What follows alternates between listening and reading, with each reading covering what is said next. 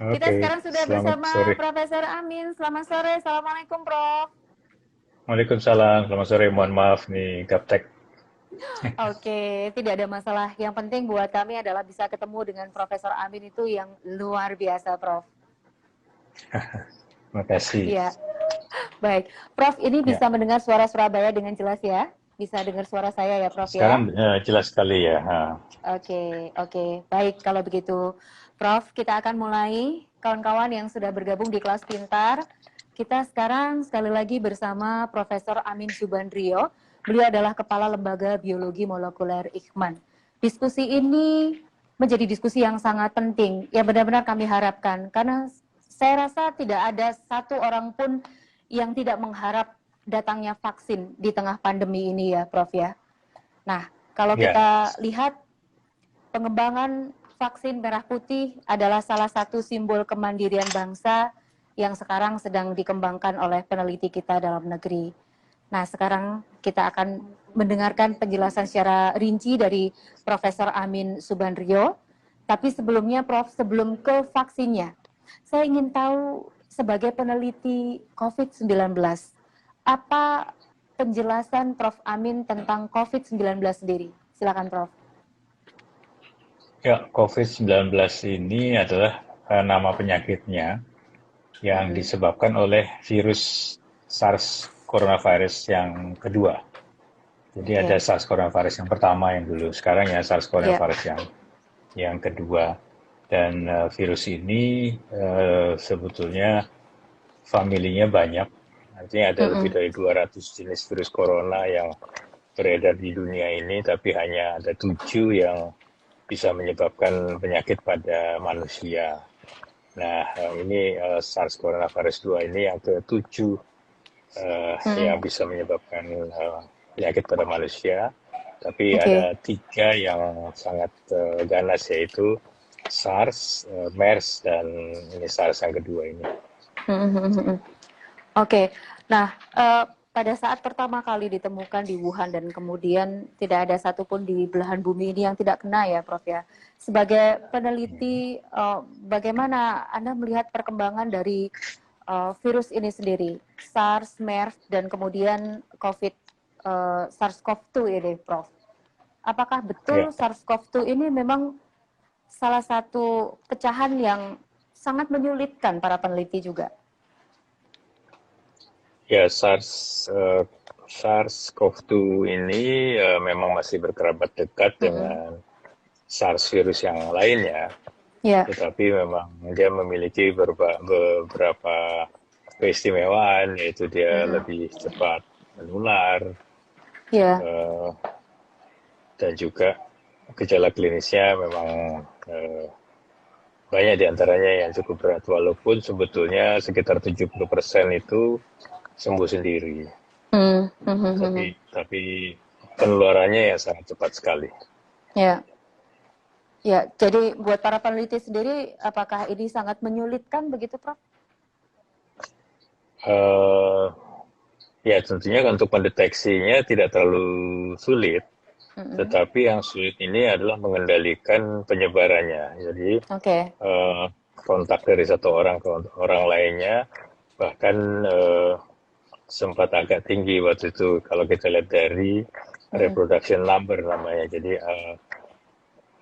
yang kita kenal sebagai R naught ya, R Iya. misalnya R0 itu. Nah, itu menunjukkan satu orang itu yang mengandung virus bisa menularkan ke beberapa orang lainnya. Nah, Mm-hmm. pernah mencapai sekitar 3,8, artinya ya sekitar 4 lah gitu ya. Iya, iya, Jadi iya. satu orang bisa menularkan ke 4 orang, nanti Keempat siklus orang. berikutnya Mm-mm. 4 ke 16, ya Mm-mm. totalnya 20, nanti 20 jadi 80, Mm-mm. Mm-mm. 80 ditambah yang 20 asalnya jadi udah 100, begitu seterusnya. Makanya Oke. perkembangan jumlah kasusnya juga hari ke hari itu cepat sekali. Betul. Ini yang membuat kita itu agak worry-nya di situ ya, Prof ya. Karena penyebaran Ya, dari human to human yang tinggi itu yang membuat kita ingin cepat mendapatkan vaksin. Nah, sekarang ke ya, vaksinnya. Seingat saya ada 4 faktor yang dititik beratkan dalam pengembangan vaksinnya ya, Prof ya. Yaitu kecepatan, efektivitas, akurasi, dan kemandirian. Nah, soal kecepatan, bagaimana menurut Profesor Amin tentang kecepatan para peneliti dalam menemukan vaksin itu sendiri? Silakan, Prof. Ya, pada keadaan bukan pandemi, keadaan yang tanda petik normal ya. Kalau kita mau membuat vaksin, itu dibutuhkan waktu 5 tahun, 7 tahun, 10 tahun, bahkan ada yang sampai 30 tahun pun belum ada vaksin yang sempurna. Contohnya vaksin untuk virus dengue, sampai sekarang belum ada vaksin yang memuaskan. Tapi dalam situasi pandemi seperti ini, maka kita diharapkan menghasilkan vaksin dalam waktu yang sesingkat-singkatnya. Sehingga WHO pun memprediksi bahwa vaksin COVID ini baru akan tersedia di pasaran sekitar 18 bulan. Jadi 18 bulan? Dari kapan itu 18 bulan? Dari awalnya, ya dari awal tahun ini ya. Oh, baik. Jadi atau kira-kira sekitar akhir tahun depan sih sebetulnya WHO memperkirakan. Tetapi banyak perusahaan vaksin yang ingin lebih cepat dari itu. Jadi sekarang kita lihat ada beberapa kandidat vaksin sudah masuk ke uji klinik yang ketiga. Ya. Ya, sehingga diharapkan awal tahun depan itu sudah bisa dipasarkan, bisa tersedia atau disuntikan ke manusia. Nah, ini menjadi harapan baru kita ya, Prof ya. Khusus untuk vaksin merah putih, sampai tahapan mana saat ini, Prof? Ya, vaksin merah putih itu ya kita mesti kenali dulu kenapa kita sebut sebagai vaksin merah putih. Karena ini dikembangkan dengan mengacu kepada virus yang berkembang atau yang beredar di Indonesia. Kemudian ini dilakukan di laboratorium di Indonesia oleh para peneliti Indonesia untuk orang-orang Indonesia. Ya. Nah, kami mulai mengembangkan itu sejak bulan April ya, setelah bulan Mei kami mendapatkan mandat untuk mengembangkannya, dan kami hanya diberi waktu 1 tahun untuk bisa mengembangkan bibit vaksinnya. Nah, bibit vaksin itu nanti akan diserahkan ke industri untuk dilanjutkan ke uji klinik, ya. Seperti yang kemarin kita lihat diresmikan oleh Bapak Presiden itu uji klinik untuk vaksin dari luar negeri. Tapi yang vaksin yang sedang kami kembangkan, vaksin merah putih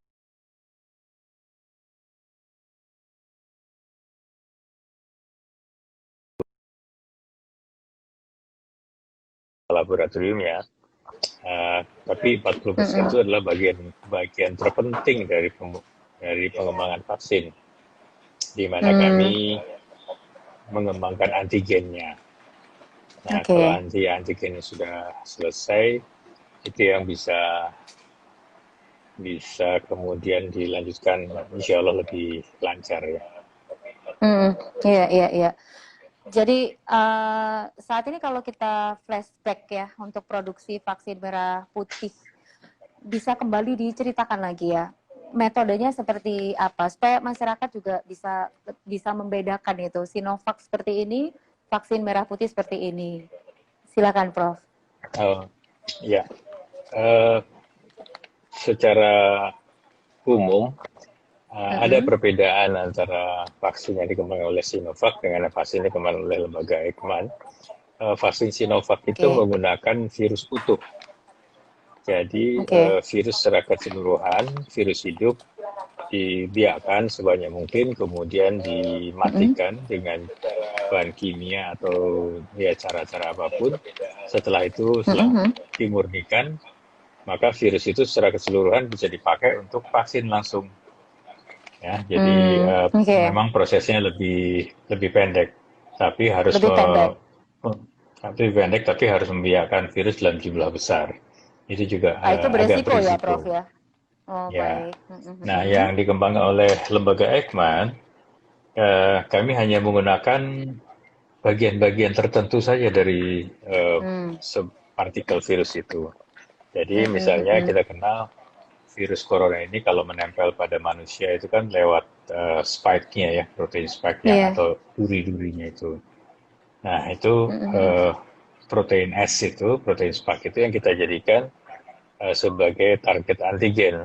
Itu yang akan kita Hmm, jadikan sebagai antigen, tapi tidak diambil langsung dari virus itu, virusnya, hanya saja oke. kita mengambil, jadi Hmm, hmm. bukan bukan ngambil virus utuh Bagian-bagian yang kemudian penting begitu ya, dipotong, itu Prof ya? enggak. Ya, Oke. tapi kita ambil Eh, informasi mm-mm. genetiknya kemudian di clone. Hmm, oke, Ya, oke. Nah, metode rekombinan ini apakah memang kalau dilihat dari sisi waktu dia akan jauh lebih lama tapi tidak terlalu beresiko, begitukah, Prof? iya, salah satu keuntungannya adalah kita meminimalisasi reaksi-reaksi yang tidak diperlukan. Ya, artinya Mm-mm. kalau kita menggunakan whole virus, maka Ya, ada potensi terjadi reaksi terhadap komponen-komponen virus yang lainnya yang oke, sebetulnya kita tidak oke. perlukan. Nah, Hmm, hmm, hmm, itu hmm. kita minimalisasi. Iya.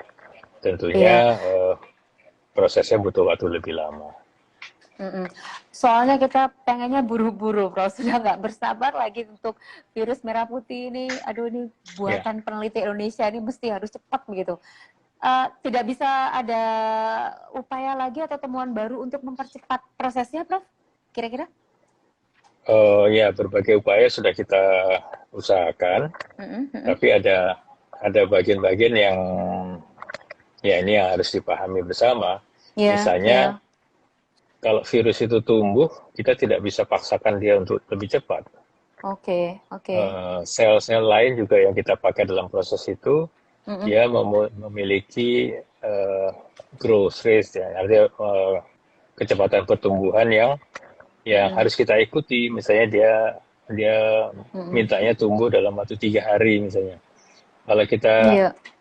sudah hentikan pertumbuhannya misalnya 2 hari, maka produknya belum belum optimum. Hmm, Nanti malah kita khawatir kan akan mempengaruhi produknya. Jadi produk dari vaksin itu di sendiri. ya, Oke. jadi di Mm-mm, laboratorium mau tidak mau kita mengikuti kecepatan pertumbuhan makhluk-makhluk mm-mm. hidup yang kecil itu. Oke. Tapi yang bisa kita percepat adalah beberapa prosedur administrasinya. Ya, Mm-mm, mm-mm. jadi kalau tadi ceritanya uji klinik itu normalnya bisa makan waktu bertahun-tahun, ini kita bisa, insya Allah kita selesaikan dalam waktu 1 tahun lah. Oke, ini yang hal yang paling masuk akal untuk dilakukan gitu ya, Prof ya, untuk mempercepat proses Iya, vaksin itu sendiri. Baik, Prof, sore hari ini kita juga mengundang teman-teman yang ingin bertanya, karena kami juga banyak titipan pertanyaan hmm. untuk Prof Amin tentang vaksin merah Silahkan. putih ini. Saya bacakan Ya, dulu dari Mas David Setiono ya, Prof ya. Ini melalui Facebook kami ya. S100. Vaksin untuk penderita COVID, apakah untuk semua orang? Kalau yang nggak kena COVID dikasih vaksin, kira-kira apakah akan berdampak pada tubuh kita? Bagaimana, Prof? Ya, jadi prinsip vaksin ini adalah untuk mengembangkan produksi antibodi di dalam subjek itu, di dalam orang itu. Jadi kalau Mm-mm. seorang divaksinasi, maka kita harapkan dia akan membentuk antibodi. Nah, Mm-mm. tentunya ini akan lebih lebih bermakna pada orang-orang yang belum pernah kena. Oh, Ya, sebab baik, baik, baik. pada beberapa orang yang pernah sakit misalnya, mungkin Mm-mm. dalam tubuhnya sudah ada antibodi. Ya, Mm. bisa kadarnya bisa rendah, eh, bisa tinggi. Tapi efek utamanya akan dirasakan oleh mereka yang belum pernah kontak, belum pernah tertular. Ya. Mm. Tapi Oke.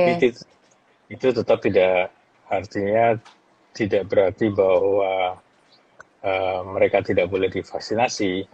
Ya, Mm-mm. ini merupakan, nantinya akan merupakan bagian dari uji klinik ya. Apakah Oh kalau ya. diberikan kepada kepada mereka yang pernah sakit terus divaksinasi apa yang akan terjadi? Ya, Mm-mm, kita mm-mm. harapkan sih akan terjadi semacam booster ya, artinya penguatan, Betul, jadi antibodinya akan lebih banyak. lebih Ya, banyak, betul. Hahaha. ya. Itu yang kita Oke, harapkan dengan ya, vaksinasi ini. siap. Terima kasih. Ini responnya untuk Mas David tadi ya. Pak Denny, semoga bisa dipercepat pembuatan vaksin. Jangan sampai ada isapan jempol. Indonesia sembuh. Bagaimana nih, Prof? Saya bilang tadi banyak yang pengen cepat-cepat aja ya, padahal banyak Ya, proses yang mesti dilakukan. Ya, silakan, Prof. ya. Betul sekali bahwa saat ini hampir semua orang mengharapkan vaksin ini segera ada, ya, Mm-mm, mm-mm. agar kalau setelah divaksinasi dengan harapan bisa kembali hidup tanda petik normal ya seperti sebelumnya. Tapi Betul, perlu iya, saya Prof. ingatkan, ya perlu kita sadari bersama bahwa keberadaan vaksin yang dari manapun itu Mm-mm. tidak berarti saat itu juga pandemi akan selesai. Ya, Kenapa bisa jadi begitu, Prof? jadi eh, virus ini tidak akan langsung hilang dengan kita memberikan vaksinasi Vaksin. kepada orang-orang. Karena Uh-huh. virus itu masih bisa berkeliaran di luar. Ya, Hmm. kita ingat bahwa eh, vaksin ini hanya melindungi orang itu dari serangan virus. Nah, virus yang di Hmm. luar yang berada di lingkungan Ya. itu tidak tidak tersentuh kan, dia masih bisa Mm-mm. hidup kalau lingkungan memungkinkan. Jadi Oke. saat ini kita juga tahu belum ada obat antivirus corona yang spesifik, ya Hmm. sehingga kita mungkin harus bisa menerima kita akan hidup berdampingan dengan virus Oke. corona ini Oh dalam ya, ya, waktu ya. yang agak lama. Lama Ya, ya. jadi kita tidak boleh lengah. Jadi sekalipun Jangan sudah ada karena vaksin, sudah ada vaksin terus kemudian kita lengah, itu sudah nggak boleh lagi ya. ya jadi sekalipun sudah Heeh. divaksinasi, tetap kita harus menjalankan eh, Mm-mm. 3M itu. Jadi pakai masker, mencuci Ya. tangan, ya, kemudian menjaga jarak. Itu Mhm. tetap tidak boleh ditinggalkan. Mhm. Jadi Oke, sekali lagi Prof, berarti keberadaan benar vaksin. ya kalau ada istilah, mohon maaf Prof, ada istilah vaksin sesungguhnya adalah disiplin kita menjaga protokol kesehatan. Iya, betul sekali. Jadi kalau Oke. orang bertanya kapan kita akan mencapai puncak pandemi ini, Mm-mm. maka pertanyaan itu harus diterjemahkan menjadi kapan kita akan lebih disiplin. Wah, itu. Kita Ya, tanya balik ya pada diri kita sendiri, ya, kapan kita mau disiplin. Oke, saya sapa ya. kembali yang sudah bergabung. Terima kasih Mbak Nurma, ada Mbak Amardita. Yang penting kesadaran masing-masing individu. Meskipun divaksin, tapi kalau tetap double. Kalau orang Semarang tahu ya Prof ya, double itu apa? Iya, Ya, ya, pokoknya ini kita masih tetap nggak pakai masker dan melalaikan protokol kesehatan ya tetap. Ini kata Mbak Amardita. Selanjutnya betul. tadi ada yang memberikan apresiasi juga, maju terus untuk peneliti Indonesia. Lalu ada Wah, makasih. baik, akun Minarti Jodi lewat Instagram. Saya sangat mendukung produksi dalam negeri, vaksin yang dinanti masyarakat Indonesia. Ahli dan pakar asli Indonesia nggak kalah dengan luar negeri. Maju terus merah putih, Garuda di dadamu, jangan takut karena rakyat mendukungmu. Terima kasih ya. Bahkan saya pernah dapat statement seperti ini, Prof. Begitu tahu SS mau mengundang Prof Amin untuk vaksin merah putih, langsung bilang saya kalau vaksinnya dalam negeri mau, tapi kalau dari luar negeri nggak mau. Gimana, Prof? Apakah betul vaksin dalam negeri ini memang jauh lebih powerful daripada yang dari luar negeri? Silakan, Prof.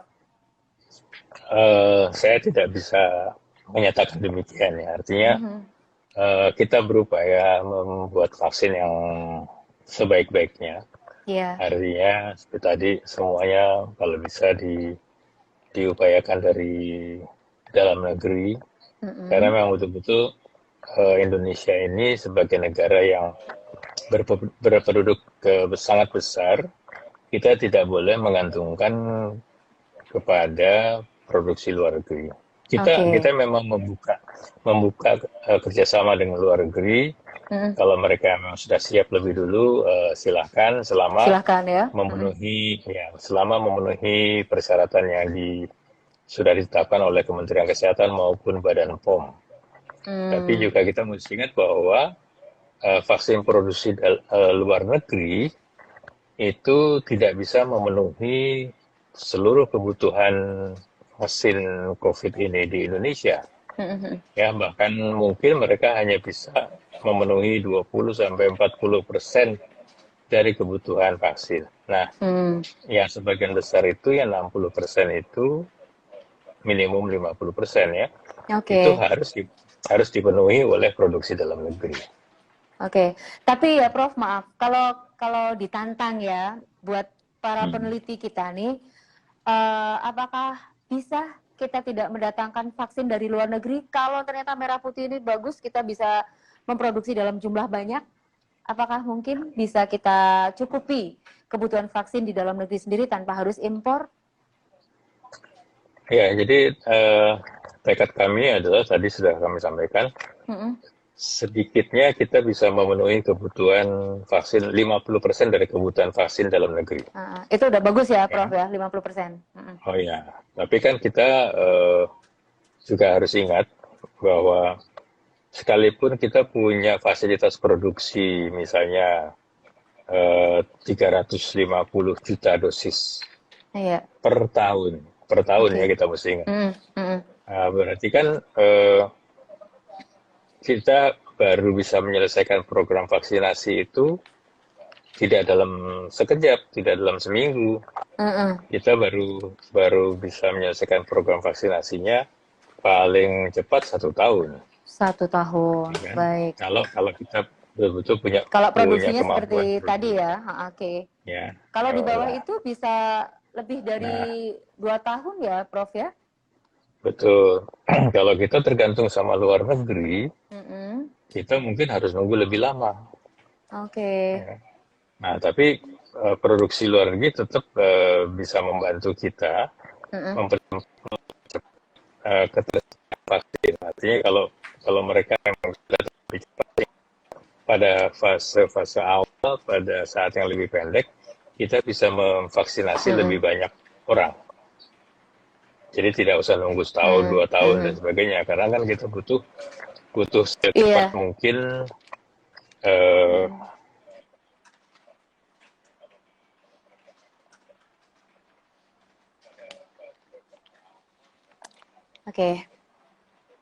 Ya. Mohon maaf ini delay ya sambungan kita dengan Prof Amin. Terima kasih untuk teman-teman, ada Mas Ganjar, Paman Ganjar. Ini tadi juga saya akan bacakan pertanyaan Anda, tapi rupanya masih putus. Kalimantan Timur hadir, terima kasih. Ya, Prof, mohon maaf, tadi sempat terputus ya sambungan ini ya internetnya. Oke. Baik, kita lanjutkan kembali Prof ya untuk menyampaikan pesan-pesan dari viewer kita yang bergabung di kelas pintar. Dari Paman Ganjar. Prof, tadi Prof bilang kita mesti harus jaga 3M. Kenapa mesti 3M setelah vaksinasi, Prof? Kapan nih kita bisa kembali ke masa damai, bisa aman berkerumun, bisa nonton bola, bisa tawaf di Ka'bah? Kalau ternyata vaksin ini mesti harus berdampingan dengan 3M. Monggo, silakan Prof. Ya, makasih. Bagus pertanyaannya.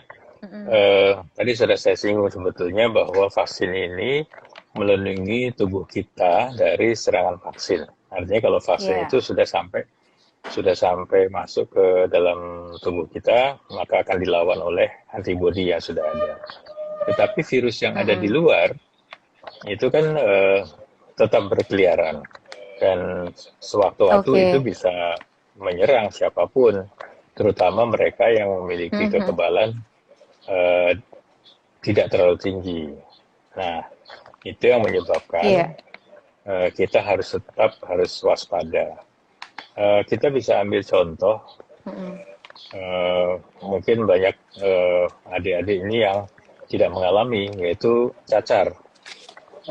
Ya, cacar ini buat mereka yang lahir yang lahir setelah tahun 1980 itu sudah tidak mengalami lagi vaksinasi cacar misalnya. Hmm. Ya, tapi kita Mm-mm-mm. perhatikan vaksin cacar itu ditemukan tahun 1790 sekian ya oleh Mm-mm. Dr. Jenner. Nah, dunia ini dinyatakan bebas cacar kapan? Tahun 1975. Jadi 200 tahun dibutuhkan untuk Hmm. bisa mengeliminasi virus Iya, cacar. benar-benar kita Nah, lepas gitu ya. nah, tentunya Oke. kita tidak mengharapkan akan sepanjang itu ya. Sekarang kan Iya, teknologinya Prof. sudah lebih ada, Lebih maju ya, tetapi Prof. Mm-mm. tapi teknologi ini juga harus diimbangi dengan perilaku masyarakat yang harus ikut mencegah. Makanya tadi Mm-mm. sekalipun sudah ada vaksin, tetap kita harus menjalankan 3M tadi. Mm-mm. Ya, Belum tahu sampai kapan. Mudah-mudahan sih bisa lebih singkat, tetapi bisa lebih pasti singkat. Amin. tidak akan terjadi Heeh. akhir tahun misalnya ya. Kita Iya, masih harus bersabar. baik-baik. Terima kasih. Saya sapa dulu. Ada teman-teman yang dari Kalimantan Timur tadi yang menyimak diskusi kita ya, Prof ya. Dari Ya, Palembang, silakan. kemudian dari Gresik, teman-teman dari Mhm. UGM, dari Jogja juga memantau kelas pintar kita sore hari ini.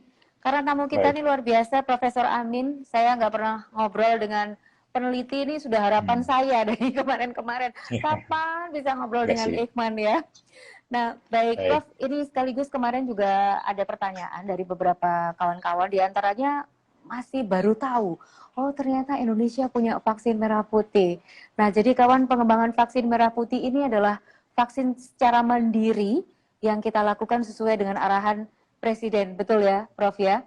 Jadi Betul. para Ya. peneliti kita mengembangkan vaksin merah putih secara mandiri, dan juga ada bersamaan dengan vaksin merah putih juga ada vaksin Sinovac ya, yang juga Ya. saat ini sudah masuk dalam uji klinis yang ketiga. Banyak teman-teman yang baru tahu, Prof. Saya dengar live Mhm. IG baru sore hari ini, jadi akhirnya paham tentang virus merah putih. Saya lanjutkan Ya. lagi membaca beberapa pertanyaan. Kali ini dari Pak Baik. Penta. Apakah virus merah putih ini dari virus lokal Indonesia? Strain virus merah putih apakah dari virus lokal Indonesia? Bagaimana, Prof? Ya, betul sekali. Jadi kami sudah berhasil mengisolasi virus dari Mm-mm. spesimen yang sampel-sampel yang kita terima dari berbagai kota di Indonesia, dan Mm-mm. salah atau beberapa dari virus itu kemudian kita jadikan dasar untuk mengembangkan vaksin ini. Jadi Mm-mm. protein protein rekombinan yang kami kembangkan untuk vaksin ini ada dua. Yang Iya. satu adalah dari spike protein, yang kedua dari nucleocapsid protein, N Mm. proteinnya And dari protein. virus corona, ya, N protein. Mm-hmm. Karena ya, memang itu mekanismenya yang dipakai oleh virus itu untuk Mm. menginfeksi sel manusia. Itu yang akan kita blok. Nah, jadi menjawab pertanyaan tadi, yang pasti informasinya memang informasi genetiknya ya kita peroleh dari Iya, virus yang ada di Indonesia. Indonesia ya, berkembang di Indonesia. Kalau ada Ya, statement vaksin itu akan sangat sesuai dengan daerah, atau maksud saya begini, vaksin ini di satu negara belum tentu bisa cocok dengan negara yang lainnya. Untuk vaksin COVID, apakah memang seperti itu ya, Prof ya?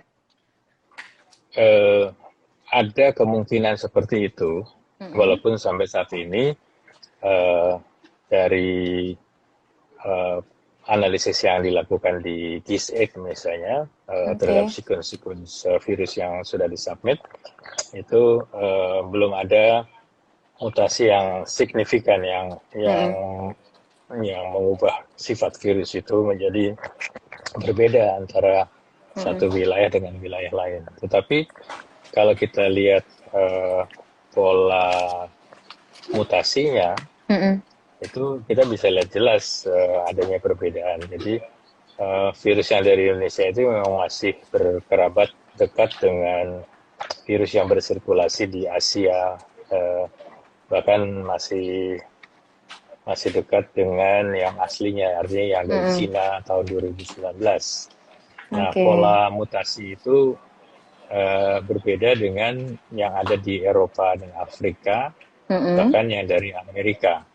Mm-mm. Ya, tapi eh, kita berharap si vaksin yang dikembangkan oleh Indonesia juga nanti bisa digunakan di negara lain. Hanya Oh saja ya, itu tetap harus dilakukan uji klinik uji klinik di lagi. setiap Ya, negara. dan butuh waktu ya, Prof ya. Ya, Oke. Prof, boleh kita ulang lagi karena banyak yang baru bergabung dan bertanya kepada kami. Jadi kapan Prof vaksin merah putih? Tahun depan pada bulan apa kira-kira Prof? oke, insya Allah tahun depan bulan Februari atau Maret kami akan Alhamdulillah.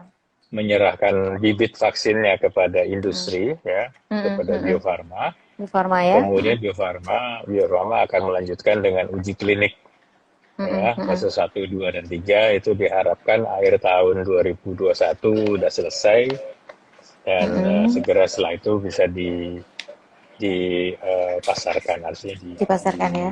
diberikan kepada Oke. eh, masyarakat. Iya. Jadi Ya, akhir 2021. Karena memang harus ada prosedur yang lainnya yang dilakukan oleh Bio Farma ya. Tapi untuk bibit vaksinnya sekali lagi akan diserahkan pada awal 2001. Betul seperti itu ya Prof ya? Oke. Baik. Saya sapa kembali Pak Anton ya, di Bojonegoro. Pak Anton. Februari atau Maret Siap. 2021. Oke. Prof, ini dari Mas Anton di Bojonegoro, kami dukung 100% untuk vaksin merah putih. Kemudian Good. dari akun Silalahi, Sorong hadir, dari Mas Anton Bojonegoro juga hadir.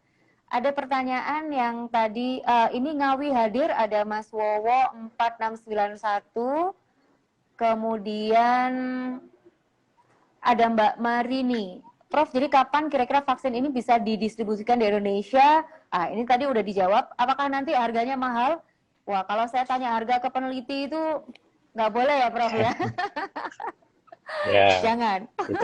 kita tidak berurusan dengan harga, ya. Harga, oke, Tapi baik. ya, tapi mungkin informasi ya buat teman-teman yang saat ini beredar, diperkirakan Oke.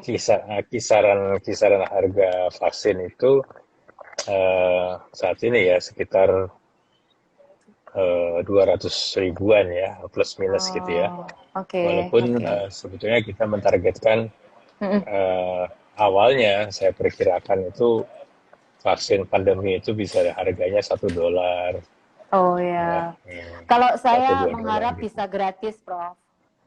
Oh ya, kalau itu artinya itu harus dibiayai oleh pemerintah. Pemerintah. Oh, Artinya baik. vaksin pandemi itu harus dibiayai oleh pemerintah.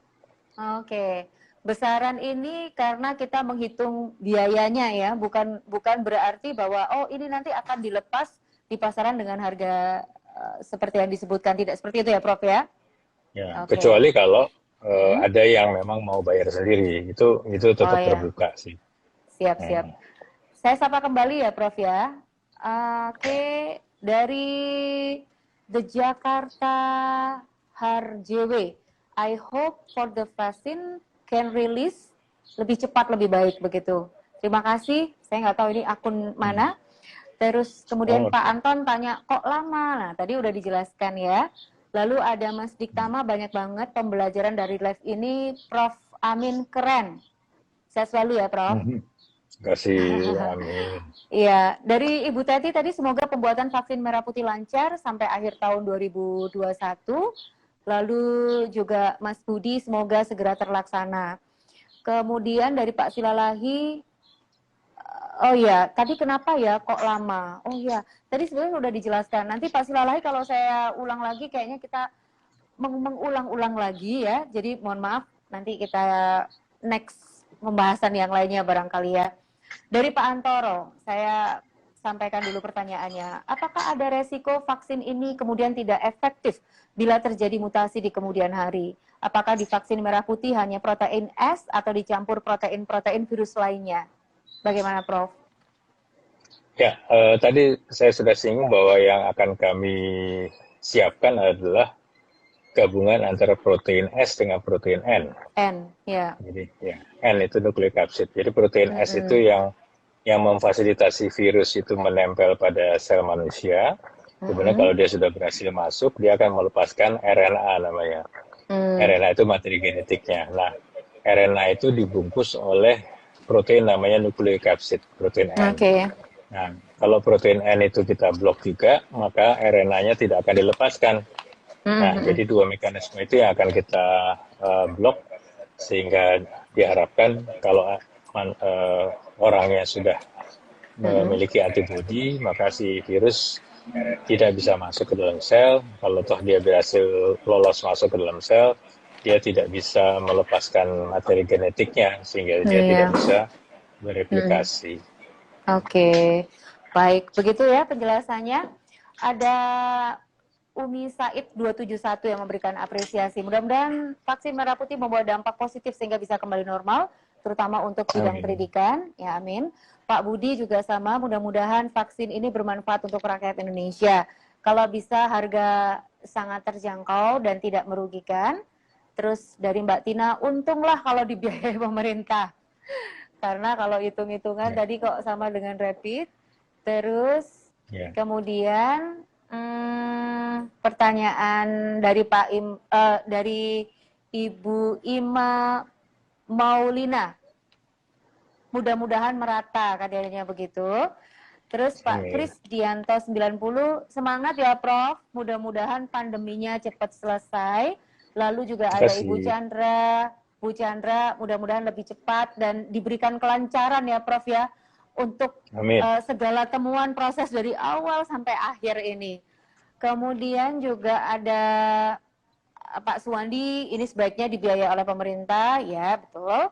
Ya. Kemudian dari Mas Hamim Arifin, semangat dan sehat selalu Profesor Amin dan semua peneliti vaksin COVID di Indonesia. Amin, makasih. Oke, baik. Prof, ini karena waktu kita juga terbatas, saya senang sekali sebetulnya ngobrol ini lebih lama-lama gitu, supaya kita bisa mengeksplor betul harapan baru kita pada vaksin merah putih. Jadi, hambatan apa ya Prof ya, yang terbesar buat para peneliti kita untuk proses pembuatan vaksin merah putih ini? Bagaimana Prof? Hambatan terbesar ya. Sebenarnya dari sudut teknis, teknologi, fasilitas, kami sudah siap semuanya sih di lembaga Eijkman, karena kami sudah punya cukup pengalaman. Tetapi beberapa hambatan yang kita rasakan terkait dengan pengadaan reagensia. Beberapa reagensia kan masih harus diimpor. didatangkan dari luar negeri ya, Ya. Prof. Nah, dalam situasi pandemi ini ada beberapa kelambatan, misalnya transportasi menjadi lebih sedikit, proses-proses di pabriknya juga agak terhambat sehingga yang biasanya 2 minggu kami sudah bisa mendapatkan barangnya, ini kami mesti menunggu 6 minggu, kadang-kadang sampai 2 lama banget ya. bulan. Iya, iya. Itu apa persaingan ketat ya dengan negara-negara lain yang juga mereka pengen reagen itu ada ya, Prof ya? Antara lain jadi karena produksinya yang sama atau berkurang, tapi yang minta lebih banyak. Ya, jadi kita memang harus berkompetisi dengan pemain-pemain lain. Wow, itu butuh apa ya, semacam trik-trik kita bagaimana bisa mendapatkan reagen dari luar negeri ini dengan mungkin ada skala prioritas untuk Indonesia ya, Prof ya? Oh betul, jadi kita mengupayakan segala macam lah untuk bisa mendatangkan reagen atau peralatan yang kita perlukan. Ya, Prof, saya bacakan kembali harapan dari masyarakat ya, mendengarkan apa yang Prof Amin jelaskan tadi dari Pak Cahyadi. Mbak, kenapa namanya bukan vaksin Garuda saja, bukan vaksin merah putih? Nanti kita tanyakan pada Pak Jokowi ya. Oke, terus kemudian dari Bapak IGKSD, semoga tidak ada kendala apapun saat pendistribusian sehingga benar-benar merata terutama untuk anak-anak dan lansia. Semangat terus ya, Prof. Oke. Kemudian dari ini Dari Pak Penta, saya bersedia jadi relawan. Baik. Lalu Wah, sehat makasih. selalu Prof. Amin dan tim Ekman dari Ibu Erna. Saya dari tadi udah mau pamitan tapi banyak sekali pertanyaan Prof. Jadi nggak tega saya kalau melewatkan pertanyaan. Satu lagi ya, saya pengen tahu kabar Baik. dari teman-teman Ekman ya. Buat tim dari Ekman sendiri ya Prof ya, yang setiap hari itu kan memang berjibaku melakukan penelitian, sampai lembur, tapi tuntutannya selalu tetap sehat. Boleh dong cerita sedikit gitu. Monggo Prof. Ya, jadi sejak merebaknya pandemi ini, Mm-mm. eh, peneliti Ekman ini ya betul-betul em, kerja all out ya. All out ya. Artinya pertama kan mereka harus memeriksa sampel-sampel dari Mm-mm. rumah sakit Iya. ratusan gitu ya. Saat ini setiap hari kami harus memeriksa sekitar 800-an tes per hari. Mm-mm. Dan itu kami menerapkan standar yang tertinggi, artinya untuk keselamatan dan keamanan teman-teman peneliti juga. Kami Iya. melakukannya di fasilitas safety level 3, Mm-mm. di mana mereka kalau udah masuk situ tidak boleh keluar dalam waktu satu shift itu 6 sampai 8 jam. Hmm. Ya, jadi kita Mm-mm. bisa bayangkan Mm-mm. mereka tidak boleh ke kamar kecil, tidak boleh makan, minum. Ya Allah. Itu hanya mereka yang fisiknya bagus dan berdedikasi tinggi yang bisa Mm-mm. bisa melakukan hal itu. Dan Oh. mereka juga kerja dari pagi sampai seringkali sampai jam 10 malam. Dan yang eh, luar biasa itu yang membuat saya juga sering terharu adalah Mm-mm. dedikasi dedikasi mereka. Mm-mm. Mereka kerja tidak memikirkan Dirinya ya sendiri apa kali ya, atau dirinya. keluarga gitu. Mm. Kita yang mesti mengawasi kalau memang kelihatan sudah lelah ya kita minta mereka istirahat. Tapi mereka Oke. sendiri semangatnya luar biasa. Oke, oke. Ya, alhamdulillah Ya, sampai saat ini tidak terjadi apa-apa. iya. Saya semuanya ya, Prof ya, para peneliti kita yang ada Terima di Ekman. kasih. Oh, Terima kasih alhamdulillah doanya. ya. Ya kita support selalu dengan doa dan kepercayaan buat para peneliti kita. Di samping itu juga apa yang disampaikan oleh Prof. Amin ini tadi juga paling tidak bisa menjawab pertanyaan dari teman-teman kita tadi yang pengennya cepat-cepat, selalu cepat-cepat gitu ya. Ini tadi kan kita sudah melihat dan kita dengar sendiri bagaimana para peneliti kita berjibaku untuk terus Ya, menemukan vaksin ini, mengawal vaksin ini sampai kemudian bisa didistribusikan dan digunakan secara massal. Prof, saya baik. terima kasih sekali lagi untuk Terima kasih kesempatan Prof. semuanya. Amin Ya, ngobrol dengan kami. Mungkin baik. ada sedikit pesan untuk pengakses suara Surabaya, Prof? Ya, pesannya pendek saja. Oke. Pandemi belum selesai Mm-mm. dan 80% keberhasilan kita mengendalikan pandemi ini ada Mm. di kita semuanya. Diri kita masing-masing. Ya, Oke. ya. Terima Jadi kasih. disiplin. Ya, Terima disiplin kasih. itu yang penting ya. Terima kasih untuk dedikasinya terhadap negeri. Selalu sehat ya, Prof ya. Terima Sampai kasih. ketemu lagi, Prof. Amin. Amin. Assalamualaikum. Baik. Waalaikumsalam warahmatullahi wabarakatuh. Ya, kawan kita sudah